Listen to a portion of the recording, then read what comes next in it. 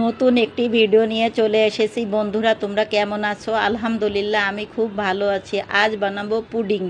প্রথমে চুলায় কড়াই দিয়ে চিনি দিয়ে সামান্য পরিমাণ পানি দিয়ে ক্যারামেল তৈরি করে নিতে হবে। ক্যারামেলটা বাটির ভিতরে ঢেলে দিয়ে চতুর্দিকে ছড়িয়ে দিতে হবে। পরে অন্য একটি পাত্র নিয়ে 3টা ডিম আমি দিয়ে দেব। এর ভিতরে দিয়ে 1 কাপ পরিমাণ চিনি দেব, দিয়ে ভালো করে মিক্স করে নিতে হবে। অবশ্যই এর ভিতরে একটু লবণ দিতে হবে।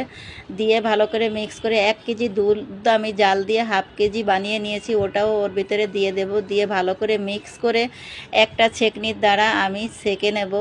এই দুধটা সেঁকে নিতে হবে। সেঁকে দিলে পুডিংটা খুব ভালো সফট হবে।